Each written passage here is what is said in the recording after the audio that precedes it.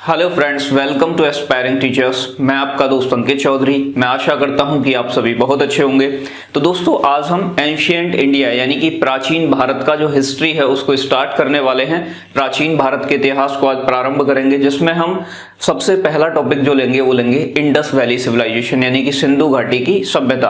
तो एक बार जो हमारा एंशिएंट इंडिया है, प्राचीन भारत है, उसके कौन कौन से टॉपिक हैं उस पर एक बार हल्की सी नजर डाल लेते हैं, जिससे कि फिर एक एक टॉपिक हम स्टार्ट करते जाएं और फिर कवर करते जाएं। तो सबसे फर्स्ट टॉपिक जो रहेगा एंशिएंट इंडिया में हमारा, वो रहेगा इंडस वैली सिविलाइजेशन यानी कि जैसे हिंदी में बोलते हैं सिंधु घाटी की सभ्यता या हड़प्पन सिविलाइजेशन या हड़प्पा सभ्यता। तो सबसे पहला जो फर्स्ट टॉपिक पढ़ेंगे हम वो इंडस वैली सिविलाइजेशन पढ़ेंगे। उसके बाद क्या है हमारा नेक्स्ट टॉपिक रहेगा वैदिक सिविलाइजेशन यानी कि वैदिक सभ्यता। और उसके बाद जो हमारा थर्ड है वो है महाजनपद। तो महाजनपद पीरियड जो है, महाजनपद काल जो है वो पढ़ेंगे कि इंडिया 16 महाजनपदों में बंट गया। फिर बहुत सारे जो हमारे रिलीजियन थे, धर्म थे, उनका उदय हुआ, जैसे कि अब आपका बौद्धिस्ट या जैनिज्म, तो बौद्ध धर्म, जैन धर्म के बारे में जानेंगे। फिर उसके बाद में हमारा जो टॉपिक रहेगा नेक्स्ट फोर्थ, वो रहेगा मगध एम्पायर यानी कि मगध साम्राज्य। और उसके बाद जो हमारा फिफ्थ टॉपिक रहेगा वो रहेगा हमारा गुप्त एम्पायर यानी कि गुप्त साम्राज्य। तो ये हमारे मेजर टॉपिक हैं एंशिएंट इंडिया के जो आपको पढ़ने हैं। इससे अलग कुछ छोटे छोटे टॉपिक रहेंगे, जैसे कि साउथ इंडिया के कुछ जो वंश थे वो उदय हुआ उनका, तो उनके बारे में चालुक्य वगैरह वो सभी। तो वो सभी चीजें हम किसमें, एंशिएंट इंडिया में, प्राचीन भारत में डिस्कस करने वाले हैं। तो दोस्तों, आज का जो टॉपिक रहेगा हमारा वो रहेगा इंडस वैली सिविलाइजेशन। मैं सारे कॉन्सेप्चुअल तरीके से एक एक चीज डिटेल में बता के आपको समझाऊंगा, आपको मेरे साथ बने रहना है। तो फ्रेंड्स, आज हमारा फर्स्ट टॉपिक रहेगा जिसको आप IVC यानी कि इंडस वैली सिविलाइजेशन या सिंधु घाटी सभ्यता के नाम से जानते हो। तो हमारा फर्स्ट चैप्टर है इंडस वैली सिविलाइजेशन यानी कि सिंधु घाटी की सभ्यता। तो दोस्तों, सिंधु घाटी की सभ्यता विश्व की सबसे पुरानी और सबसे डेवलप्ड यानी कि विकसित सभ्यताओं में से एक है। पहली बात, सभ्यता होती क्या है? तो जहां लोग निवास करते हैं, जहां उनका एग्रीकल्चर करते हैं या जहां उनका बिजनेस होता है, जहां लोग रहते हैं, निवास करते हैं, तो ऐसा ही सिस्टम पूरा क्या कहलाता है, वो सिविलाइजेशन कहलाता है, सभ्यता कहलाता है। तो विश्व की जितनी भी आप सभ्यता देखोगे एंशिएंट टाइम में, प्राचीन टाइम में, तो उन सभी प्राचीन सभ्यताओं का जो विकास हुआ है, डेवलपमेंट हुआ है या एस्टेब्लिश हुई है, वो किसी ना किसी रिवर के कोस्ट पे हुई है यानी कि नदी के आसपास के क्षेत्र में आपको देखने को मिलती हैं। उसका रीजन क्या है कि जल ही जीवन है यानी कि पानी की आवश्यकता, चाहे आप एग्रीकल्चर करते हो तब भी आपको पानी चाहिए, खाना बनाते हो पानी चाहिए, यानी कि हर एक चीज में वाटर की रिक्वायरमेंट होती है। तो पुराने टाइम में हैंडपंप वगैरह या फिर कुएं, ये सभी चीज उस टाइम पे नहीं थी। तो इसलिए जितनी भी सभ्यताओं का विकास हुआ है प्राचीन काल में, वो किसके, नदियों के आसपास हुआ है। तो ये इंडस वैली सिविलाइजेशन कहाँ की है? तो ये इंडिया की सिविलाइजेशन है, भारत की सभ्यता है। इसका विकास भारत में हुआ था। भारत उपमहाद्वीप जिसे बोलते हो, इंडियन सब कॉन्टिनेंट में इसका डेवलपमेंट हुआ, विकसित हुई है। और फिर कोई भी सभ्यता हुई जिसका विकास हुआ, वो कहीं ना कहीं जाके फिर समाप्त भी हुई। तो सिंधु सभ्यता कभी विकसित हुई थी, फिर क्या हो गई, समाप्त हो गई। अब इसके विकास से लेके, स्टार्टिंग से लेके और लास्ट पॉइंट तक, इसके विनाश तक, इसके अंत तक हम इसके बारे में जानेंगे। तो पहली बात क्या है दोस्तों कि अब हम क्या पढ़ रहे हैं, अब हम आज 2020 में हैं। अब से पुरानी बात करें तो हम हिस्ट्री पढ़ रहे हैं, और मैंने आपको बताया था इतिहास हमें हमारे अतीत की घटनाओं के बारे में जानकारी देता है। तो यानी कि जो इंडस वैली सिविलाइजेशन है, सिंधु घाटी सभ्यता है, ये हमारे अतीत यानी कि पास्ट का एक पार्ट है, एक हिस्सा है। तो दोस्तों, पास्ट का पार्ट है तो क्या अब इसके बारे में हमें सभी चीजें पता हैं? तो सभी चीजें तो नहीं पता हैं, लेकिन हमने कुछ चीजें खोद के, पुरातत्व विभाग ने, हमारे जो आर्कोलॉजिकल हमारा सर्वे ऑफ इंडिया है, वो डिपार्टमेंट है, उसने क्या काम किया है, बहुत सारी जानकारी जुटाई है कि जिससे पता चला है हमें कि कोई सभ्यता थी यहाँ पर। ठीक है ना? तो अब बात करते हैं दोस्तों कि इस सभ्यता के बारे में पता कब चला। तो पता चला इसका 1921 यानी कि 1921 में। 1921 से पहले हम मानते थे कि जो हमारी वैदिक सिविलाइजेशन है, वैदिक सभ्यता है, वो सबसे पुरानी सभ्यता है। यानी कि भारत की जो पुरानी सभ्यता है वो कौन सी मानते थे हम, वैदिक सिविलाइजेशन। लेकिन वैदिक सिविलाइजेशन के बाद जब इसकी खोज हुई 1921 में, तब हमको पता चला कि वैदिक सिविलाइजेशन से पहले भी भारत में कोई सभ्यता थी, जिसका नाम क्या रखा गया, इंडस वैली सिविलाइजेशन, यानी कि सिंधु घाटी सभ्यता। तो अब इसके बात करते हैं हम नामकरण के बारे में कि आखिर इसके किस किस नाम से जाना जाता है और इसके नाम किस तरीके से रखे गए। तो एक छोटी सी बात आपको पहले समझनी है। मैं यहाँ थोड़ा हल्का सा रफ मैप बना रहा हूं आपके लिए समझाने के।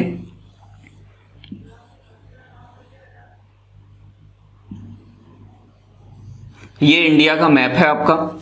यहां से एक रिवर निकलती है जिसका नाम है इंडस, सिंधु, और सिंधु यहां तिब्बत से निकलती है एट प्रेजेंट, और ये कहां चली जाती है आपकी, पाकिस्तान, और अरब सागर में इसका मुहाना है, अरब सागर में अपना वाटर ड्रेन्स कर देती है। तो ये बात आपको समझनी है। वाली कंट्री कौन सी हो गई आपकी, ये हो गई पाकिस्तान। पाकिस्तान के पीछे कौन सा है आपका, अफगानिस्तान। सिंधु की कुछ क्या है, ट्रिब्यूटरी है, ट्रिब्यूटरी बोलते हैं सहायक नदी। तो ये जो पूरी सभ्यता का विकास हुआ था, ये सभ्यता पूरी फैली हुई थी, ये इंडस रिवर के आसपास थी। इंडस और उसकी सहायक नदी तथा कुछ अन्य नदियां भी हैं जिनके आसपास ये सिविलाइजेशन स्टैब्लिश थी, स्थापना हुई इसकी, बसी ये सिविलाइजेशन, और बाद में इसका विनाश हो गया। तो विनाश के और विकास को लेके अलग अलग जो विद्वान हैं हमारे, अलग अलग इतिहासकार हैं, उनका अलग अलग मत है। जो सबसे पहले बात करते हैं हम नामकरण को लेके। तो दोस्तों सबसे पहले इस सिविलाइजेशन का नाम जो रखा गया वो रखा गया इंडस वैली सिविलाइजेशन, यानी कि सिंधु घाटी सभ्यता के नाम से इसे जाना गया। उसका रीजन ये था कि एक अंग्रेज थे जिनका नाम था जॉन मार्शल। जॉन मार्शल ने 1924 में इस सभ्यता का नाम इंडस वैली सिविलाइजेशन यानी कि सिंधु घाटी की सभ्यता रखा। इसके बाद अभी हम जानेंगे कि आखिर इसकी खोज यानी कि इसकी डिस्कवरी किस तरीके से हुई इंडस वैली सिविलाइजेशन की। तो आपको घबराने की जरूरत नहीं है, एक एक पॉइंट आपका क्लियर होगा। यदि किसी भी पॉइंट में आपको डाउट हो तो आप कमेंट सेक्शन में हमें कमेंट करके पूछ सकते हैं। आगे बात करें कि सिंधु घाटी की सभ्यता, इसका नाम आखिर पड़ा क्यों? क्योंकि इसका जो प्रथम स्थल या स्टार्टिंग में जब इसकी खुदाई की गई, किसी सभ्यता के बारे में कब पता चलता है? जब किसी स्थान की खुदाई करते हो तो वहां अवशेष मिलते हैं। उन अवशेषों से ही पता चलता है कि भाई ईंट मिली है, कुछ और मिला है, कंकाल तंत्र मिले हैं, तो उससे पता चलता है हमें कि यहाँ पहले कोई सभ्यता थी, पहले यहाँ लोग निवास करते थे। तो खुदाई के बाद ही सिंधु सभ्यता के बारे में पता चला। लेकिन जब स्टार्टिंग में खुदाई की गई तो जितने भी स्थल, जितने भी साइट आपकी निकली वो कहाँ निकली? इंडस रिवर के आसपास वाले रीजन में बहुत सारे स्थान आपको देखने को मिले। इसलिए जॉन मार्शल ने सबसे पहले 1924 में इस सभ्यता का नाम इंडस वैली सिविलाइजेशन रख दिया, क्योंकि इसके जो प्रमुख स्थल थे वो किसके किनारे थे? सिंधु नदी के किनारे पे पाए गए। ठीक है दोस्तों, तो इसलिए पड़ा इसका नाम सिंधु घाटी की सभ्यता। किसने दिया? जॉन मार्शल द्वारा दिया गया। फिर दूसरा है इसका हड़प्पन सभ्यता, यानी कि हड़प्पन सिविलाइजेशन बोलते हैं जिसे। तो हड़प्पन सिविलाइजेशन इसका नाम क्यों दिया? देखो सबसे अच्छी बात यह है कि जब भी किसी सभ्यता की खोज होती है तो जो उसमें प्रथम स्थल, फर्स्ट साइट खोजी जाती है, जिसकी डिस्कवरी सबसे पहले होती है जिस स्थान की, उसी के नाम पर उस सभ्यता का नाम दे दिया जाता है। तो दोस्तों सबसे पहले 1921 में 1921 में जो पहला स्थान खोजा गया उसका नाम था हड़प्पा, इसलिए इस सभ्यता का नाम क्या पड़ गया? हड़प्पा सभ्यता के नाम से इसे जाना गया। तो दो बात क्लियर हुई आपकी। फर्स्ट, सिंधु घाटी की सभ्यता क्यों कहते हैं तो आप बताओगे क्योंकि इसके जो प्रमुख स्थल स्टार्टिंग में मिले वो किस नदी के कोस्ट पे थे, बैंक पे थे, तो आप बताओगे इंडस रिवर। फिर हड़प्पन सिविलाइजेशन क्यों कहा गया इसे? क्योंकि हड़प्पा इस सभ्यता का खोजा गया प्रथम स्थल था, इसलिए इसे हड़प्पन सिविलाइजेशन यानी कि हड़प्पन सभ्यता के नाम से भी जानते हैं। नेक्स्ट बात करें सिंधु सरस्वती सभ्यता। अब आपको पता होगा कि यहां से एक नदी निकलती है गंगा, और गंगा में एक नदी और जाके मिलती थी जिसका नाम था सरस्वती। तो कुछ स्थल इसके बाद में सरस्वती नदी के आसपास भी पाए गए, जिसकी वजह से बाद में पता चला कि ये सभ्यता केवल सिंधु नदी के आसपास ही नहीं है, ये और भी रिवर्स के आसपास है। सरस्वती की नदी के आसपास भी इसकी साइट्स यानी कि स्थल देखने को मिले हैं, इसलिए इस सभ्यता का नाम फिर बाद में क्या रख दिया गया? सिंधु सरस्वती सभ्यता यानी कि इंडस सरस्वती सिविलाइजेशन के नाम से भी इसे जाना गया। आगे बात करते हैं दोस्तों, नेक्स्ट है हमारी कांस्य युगीन सभ्यता। नेक्स्ट नाम है इसका कांस्य युगीन सभ्यता यानी कि ब्रॉन्ज एज सिविलाइजेशन। तो ब्रॉन्ज एज सिविलाइजेशन, कांस्य युगीन सभ्यता, इसको क्यों कहा गया? क्योंकि दोस्तों ये सभ्यता के जो लोग थे वो बहुत ज्यादा टेक्नोलॉजी में भी डेवलप थे, यानी कि उनका तकनीकी विकास भी हो चुका था। और इन्होंने देखो कॉपर जो था आपका तांबा, उसकी खोज तो इससे यानी कि इंडस सिविलाइजेशन से पहले ही हो चुकी थी, लेकिन इन्होंने कॉपर में टिन मिलाकर, यानी कि अगर कॉपर में आप टिन मिलाते हो तो क्या बनता है आपका ब्रॉन्ज यानी कि कांसा बनता है। ये कांसे का प्रयोग करते थे, इसलिए इसे कांस्य युगीन सभ्यता के नाम से भी जानते हैं। यानी कि कॉपर प्लस टिन दोनों को मिलकर क्या बनता है आपका ब्रॉन्ज बोले तो कांसा, तो इसलिए इसे कांस्य युगीन सभ्यता भी कहते हैं, क्योंकि ये लोग कांसे का बहुत अधिक मात्रा में इन लोगों ने प्रयोग किया है। ऐसे हमें साक्ष्य मिलते हैं, एविडेंस मिलते हैं। नेक्स्ट बोलते हैं इसे नगरीकृत सभ्यता यानी कि अर्बन सिविलाइजेशन। तो दोस्तों अर्बन सिविलाइजेशन यानी कि नगरीकृत सभ्यता, इस सभ्यता को क्यों कहा गया है? क्योंकि ये भारत की पहली नगरीकृत यानी कि अर्बन सिविलाइजेशन थी। क्योंकि हम 1921 से पहले क्या मानते थे कि भारत की पहली फर्स्ट सिविलाइजेशन जो है वो कौन सी है? वैदिक सिविलाइजेशन यानी कि वैदिक सभ्यता। लेकिन वैदिक सभ्यता जब आप पढ़ोगे तो आपको पता चलेगा वो एक रूरल सिविलाइजेशन यानी कि ग्रामीण सभ्यता थी। जबकि मैं बात करूं इंडस वैली सिविलाइजेशन की, सिंधु घाटी सभ्यता की, तो ये एक अर्बन सिविलाइजेशन थी यानी कि एक नगरीकृत सभ्यता थी। तो इसे अर्बन सिविलाइजेशन के नाम से भी जानते हैं, क्योंकि ये भारत की प्रथम नगरीकृत सभ्यता थी, इसलिए इसे नगरीकृत सभ्यता भी यानी कि अर्बन सिविलाइजेशन भी कहते हैं। अगला पॉइंट है, नेक्स्ट नेम है इसका आद्य ऐतिहासिक कालीन सभ्यता यानी कि प्रोटो हिस्टोरिक पीरियड सिविलाइजेशन। तो प्रोटो हिस्टोरिक मैंने आपको बताया था कि हमने इतिहास को साक्ष्यों के आधार पर 3 पार्ट में डिवाइड कर रखा है। ये 3 पार्ट में क्लासिफाई किया हुआ है, जिसमें एक मैंने आपको बताया था प्राग ऐतिहासिक काल, आद्य ऐतिहासिक काल और ऐतिहासिक काल। तो ऐतिहासिक काल वो टाइम पीरियड था जिसके हमारे पास लिखित एविडेंस यानी कि लिखित साक्ष्य तो मौजूद हैं, लेकिन उन साक्ष्यों को पढ़ा नहीं जा सकता। तो सिंधु सभ्यता में जो लिपि मिली है, लिपि का तो विकास हुआ, लेकिन उस लिपि को अभी तक पढ़ा नहीं गया है। इसलिए जो इंडस वैली सिविलाइजेशन है, सिंधु घाटी सभ्यता है, उसे किस टाइम पीरियड में रखते हैं हम? यानी कि आद्य ऐतिहासिक कालीन सभ्यता के नाम से भी जानते हैं, आद्य ऐतिहासिक काल में रखते हैं। क्योंकि जो इसकी लिपि डेवलप हुई, जो लिपि का विकास हुआ, उस लिपि को आज तक भी पढ़ा नहीं गया है। तो आपको नाम एक बार फिर रिवाइज कराई दे रहा हूं मैं, सिंधु घाटी सभ्यता, क्योंकि इसके प्रमुख शहर या स्थल स्टार्टिंग में कहां मिले? सिंधु नदी के आसपास। किसने नाम दिया? जॉन मार्शल द्वारा। हड़प्पन सभ्यता यानी कि हड़प्पन सिविलाइजेशन, हड़प्पा सभ्यता किसने यानी कि 1921 में खोजा गया। प्रथम स्थल, फर्स्ट साइट जो थी वो कौन सी थी? हड़प्पा थी इसकी। आगे सिंधु सरस्वती सभ्यता, क्योंकि बाद में हमें पता चला कि सिंधु से अलग अन्य नदी जैसे सरस्वती के आसपास भी इसकी साइट्स यानी कि स्थल देखने को मिले हैं, इसलिए इसे सिंधु सरस्वती सभ्यता के नाम से भी जानते हैं। नेक्स्ट है हमारा कांस्य युगीन सभ्यता, क्योंकि इस टाइम पे ब्रॉन्ज यानी कि कांसे का प्रयोग हुआ और कांसा कॉपर और टिन को मिलाकर बनाया जाता है। नगरीकृत सभ्यता मैंने बताई, ये भारत की पहली अर्बन सिविलाइजेशन थी, नगरीकृत सभ्यता थी। आगे बात करें आद्य ऐतिहासिक कालीन सभ्यता, तो इसे प्रोटो हिस्टोरिक पीरियड सिविलाइजेशन इसलिए कहा जाता है क्योंकि इसके हमारे पास लिखित में इसकी लिपि तो है, हमारे इसके पास स्क्रिप्ट तो है, लेकिन उस स्क्रिप्ट को, इस लिपि को अभी तक पढ़ा नहीं गया है। इसलिए इस सिविलाइजेशन को हम किस में रखते हैं? आद्य ऐतिहासिक काल के अंतर्गत रखते हैं। अब तो फ्रेंड्स, अब बात करते हैं कि आखिर सिंधु घाटी सभ्यता की खोज किस प्रकार हुई, इसका ओरिजिन या उद्भव किस तरीके से हुआ है, कैसे कैसे हुआ है। तो दोस्तों, आज के टाइम में यदि कोई स्थल निकलता है तो उसकी खुदाई आर्कोलॉजिकल सर्वे ऑफ इंडिया यानी कि भारतीय पुरातत्व विभाग द्वारा की जाती है। ये इंडिया की एक ऑर्गेनाइजेशन है, लेकिन उस टाइम पे इंडिया ब्रिटेन का उपनिवेश था, ब्रिटिश का गुलाम था, ब्रिटिशर का राज था इंडिया में। तो उस टाइम भारत में कोई भी, जब यहाँ ये चीजें सामने आनी शुरू हुई तो तब उस टाइम कोई भी ऐसी संस्था नहीं थी, तो इसलिए चीजें डिले होती गई। ठीक है दोस्तों, तो सबसे पहले जो हड़प्पा के जो टीले के बारे में जानकारी मिली वो एक ब्रिटिशर थे जिनका नाम था चार्ल्स मैसन।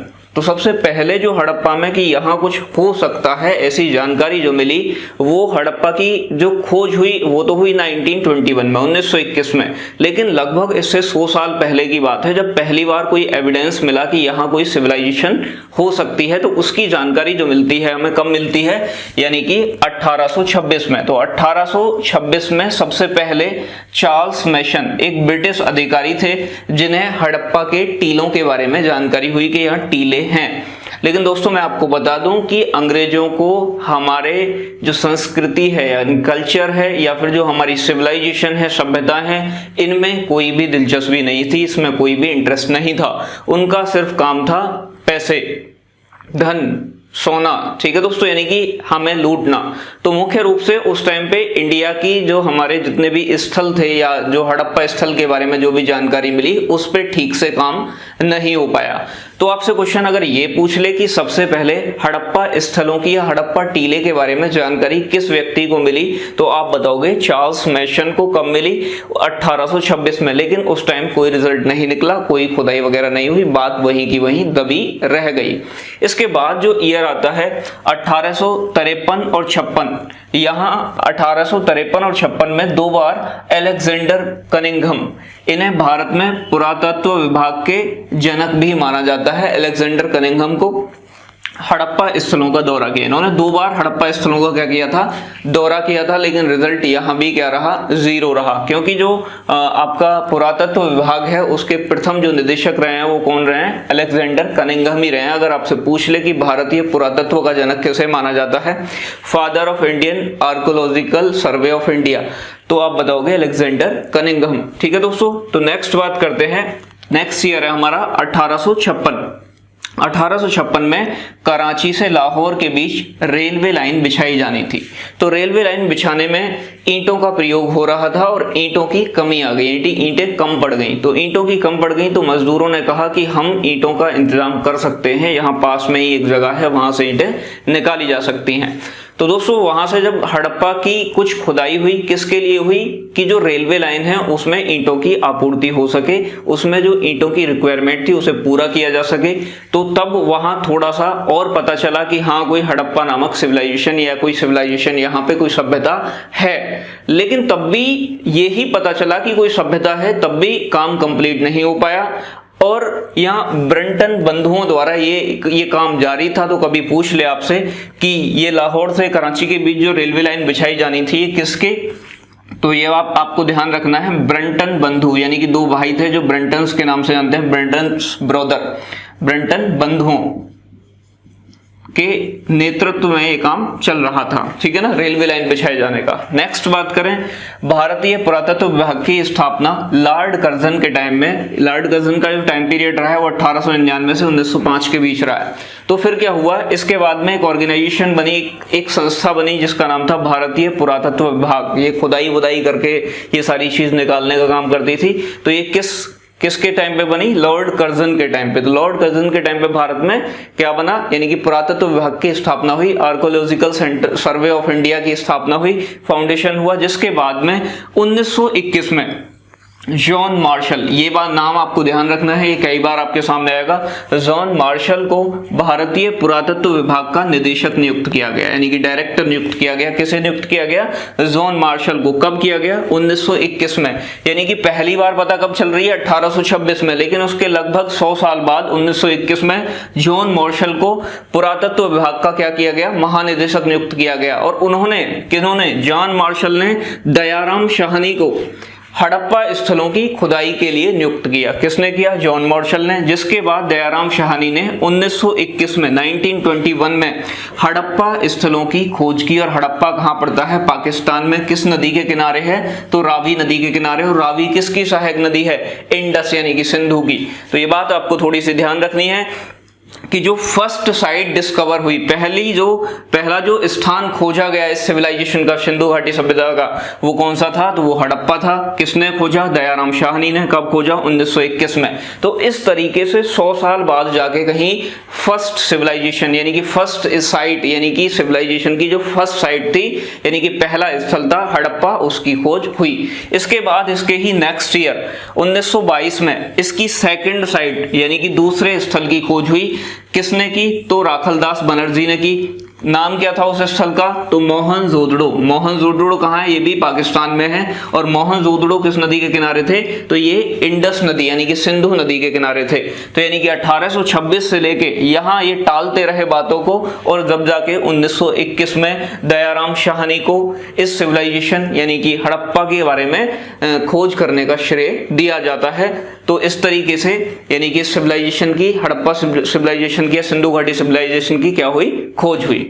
फ्रेंड्स, अब बात करते हैं सभ्यता का विस्तार, यानी कि जो सिंधु घाटी सभ्यता है उसका एक्सपेंशन कहाँ कहाँ था।